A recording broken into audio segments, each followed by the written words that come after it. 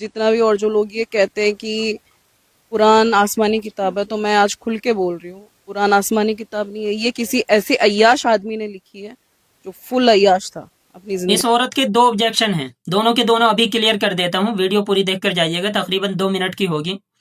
اس عورت نے دو آبجیکشن اٹھائے ہیں، پہلا یہ کہ آپ صلی اللہ علیہ وسلم عیش پرست تھے، اور دوسرا یہ کہ آپ صلی اللہ علیہ وسلم نے قرآن اپنے ہاتھ سے لکھا، وہ آسمانی کتاب نہیں ہے۔ تو میں آپ کو بتا دوں کہ آپ صلی اللہ علیہ وسلم نے 25 سال کی عمر میں حضرت خدیجہ سے نکاح کیا اور تقریباً 25 سال تک انہی کے ساتھ زندگی گزاری۔ اگر کوئی شخص واقعی عیش پرست ہوتا تو اس کی زندگی کا انداز بالکل الگ ہوتا۔ مکے کے کفار آپ صلی اللہ علیہ وسلم کے سب سے بڑے دشمن تھے، مگر کبھی بھی انہوں نے آپ صلی اللہ علیہ وسلم کو عیاش نہیں کہا۔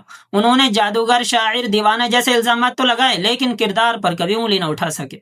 کفار مکہ نے آپ صلی اللہ علیہ وسلم کے سامنے ہر آپشن رکھا کہ اگر تم مال چاہتے ہو تو ہم تمہیں اتنا امیر بنا دیں گے کہ تم مکے میں سب سے زیادہ امیر بن جاؤ گے، اور اگر تم بادشاہت چاہتے ہو تو اپنا بادشاہ تسلیم کر لیں گے، اور اگر تم شادی کرنا چاہتے ہو تو ہم مکے کی سب سے زیادہ خوبصورت لڑکی سے تمہاری شادی کرا دیں، لیکن تم اس کام سے باز آ جاؤ۔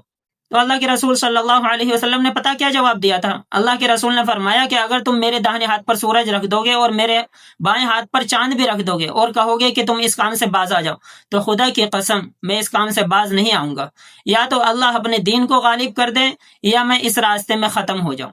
یہ تھا آپ کا تاریخی جواب۔ تو اگر آپ صلی اللہ علیہ وسلم عیش پرست ہوتے تو آپ صلی اللہ علیہ وسلم کو کیا ضرورت تھی اتنی تکلیفیں برداشت کرنے کی؟ آپ کو جلا وطن کر دیا گیا، آپ کو غار میں 3 سال کے لیے قید کر دیا گیا، آپ پر ظلم کیا گیا، آپ کو مارا گیا، پیٹا گیا، کیا ضرورت تھی آپ صلی اللہ علیہ وسلم کو تکلیف اٹھانے کی؟ اور جہاں تک دوسرے اعتراض کی بات ہے کہ قرآن مجید آسمانی کتاب نہیں ہے، تو میں آپ کو بتا دوں کہ قرآن مجید خود اس بات کی دلیل ہے کہ یہ کسی انسان کی لکھی ہوئی کتاب نہیں ہے۔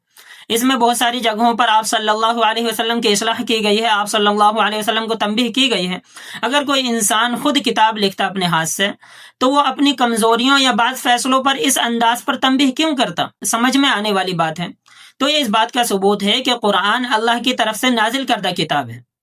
پھر یہ بھی سوچنے کی بات ہے کہ ایک امی انسان جو نہ شاعر تھا نہ کسی مدرسے یا فلسفے کا اسٹوڈنٹ، وہ ایسی کتاب کیسے پیش کر سکتا ہے جس نے پوری دنیا پر اثر ڈال دیا؟ اور آسمانی جتنی بھی کتابیں تھیں ساری چینج ہو گئیں، ساری رد و بدل ہو گئیں، لیکن قرآن کی حفاظت کی ذمہ داری اللہ تعالیٰ نے خود لی ہے، اور وہ 1400 سال گزرنے کے بعد بھی آج بھی اپنی حالت میں محفوظ ہے۔ یہ سب سے بڑا ثبوت ہے۔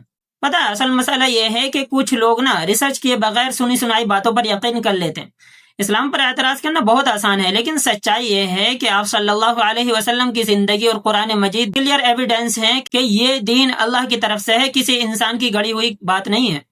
اس لیے میں کہوں گا کہ اسلام کے بارے میں پڑھو، ریسرچ کرو اور انبھکت مت بنو۔